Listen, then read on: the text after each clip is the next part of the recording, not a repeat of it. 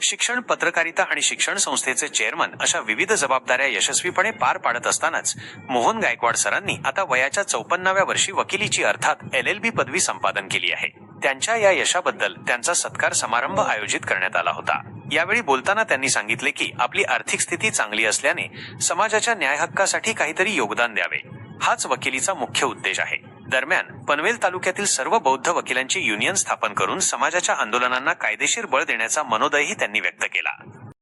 मोहन गायकवाड हे आमचे जवळचे सहकारी आहेत आणि ते संघर्षातून तयार झालेले आहेत। बाबासाहेबांनी जो संदेश दिलेला आहे, शिका, संघटित व्हा आणि संघर्ष करा, या तिन्ही त्रयी ज्या गोष्टी आहेत, या त्रयींचा त्यांच्या जीवनामध्ये अंमल आहे आणि त्यांनी स्वतः शिक्षण घेतलंय, अगदी खडतर परिस्थितीतून शिक्षण घेतलंय। शिवाय ते मुलांना शिकवतात, इंग्रजी माध्यमातून मुलांना शिक्षण देतात। असं शिक्षणाचं पवित्र जे काम आहे त्यांनी ते सुरू केलेलं आहे। ते वेगवेगळ्या पक्षांच्या संघटनेच्या माध्यमातून लोकांमध्ये संघर्षाचं वातावरण तयार करतात, एक परिवर्तनाची चळवळ त्यांनी निर्माण केलेली आहे।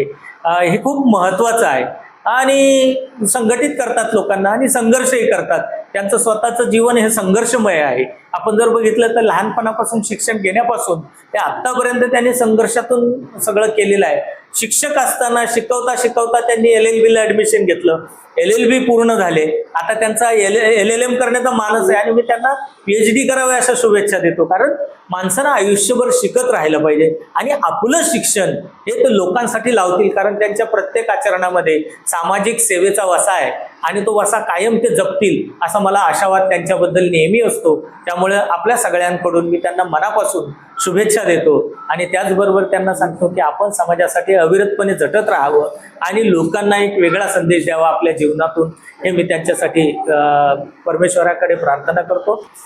खरं म्हणजे जे माझ्यासोबत ज्यांनी अनेक वर्ष चळवळीमध्ये काम केले त्यांना माहीत आहे की मी शिक्षक बनलो हे तो एक अपघात होता, कारण मला आर्थिक परिस्थितीसाठी लवकरात लवकर जॉब पाहिजे होता आणि त्यावेळेला शिक्षक झालं की मी DED BEd झाला का लगेच जॉब होता तुम्हाला। त्यामुळं आमची घरची परिस्थिती विचार करता, भावांवर वाढत चाललेला लोड आणि आम्हाला नोकरीची गरज, त्यातून मी निर्णय घेतला की आपण शिक्षक बनायचं।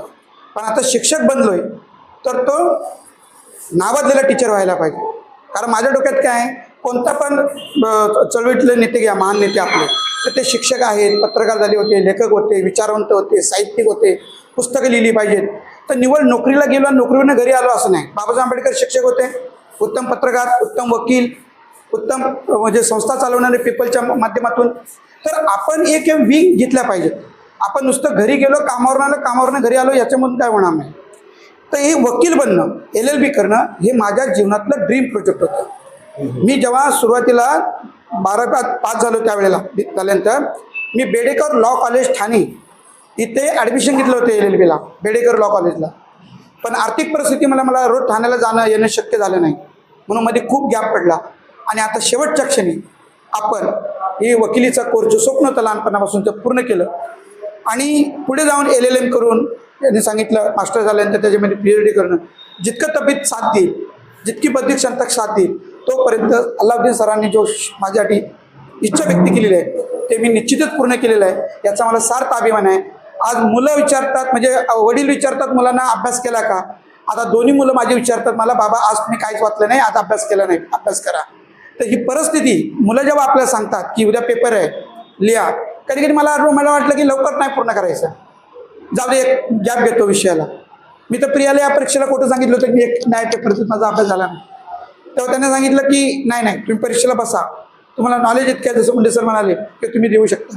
तर प्रचंड अभ्यास मुंबई पाटील सर म्हणाले की मुंबई युनिव्हर्सिटीमधून LLB करणं इतकं सोपं नाही, सगळ्या विद्यापीठातला बाप आहे अभ्यास मुंबई युनिव्हर्सिटी, आणि त्यातून करणं ही सोपी गोष्ट नाही।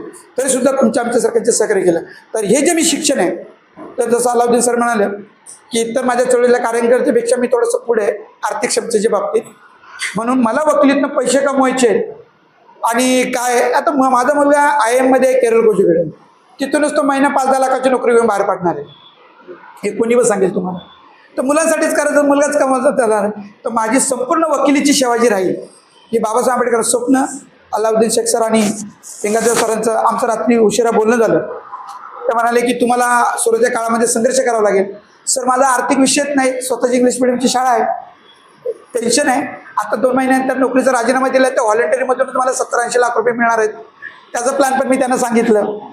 तर आर्थिकचा काय प्रॉब्लेम नाही. त्यामुळे माझी वकिली पूर्ण समाजासाठी असेल. सुभाषसारखे, राजसारखे जे सामाजिक चळवळीमध्ये खऱ्या अर्थाने काम करतात. आमचा अमरंबर आहे, बरोबर आहे, अपंग असून अपघातामध्ये त्यांच्या चळवळीमध्येच काम करताना अत्यंत वाईट होते, अत्यंत टॅलेंट पर्सन आहे. तर अशा सगळ्या कार्यकर्त्यांशी मी बघा, एक कधी मला लक्षात ठेवा सर, मी ज्या बॅचमधून वकील झालो तिथं 100 आमचे मित्र आहेत. म्हणजे माझ्या मुलाच्या लग्नामध्ये 100 पैकी किमान 60 वकील, मेडिकलला मुलगा आहे त्याचे किमान 40-50 मित्र, जो IIM ला पोरगा आहे तर IIM चे जे देशामध्ये टॉप ठिकाण जातील असे किमान 50. तर तो माहोल कसा बनेल? तर व्यक्ती नसते, व्यक्ती एक संस्था असते. तुमच्याबरोबर हजारो लोक, लाखो लोक जोडली गेलेली असतात. मला त्याची चिंता नाही. म्हणून एक गौप्यस्फोट आता करूनच टाकतो. माझा मित्र रितेश शिंगळे LLBच्या सेकंड इयरला आता आहे आणि फर्स्ट इयरला त्याला 75% मार्क्स मिळाले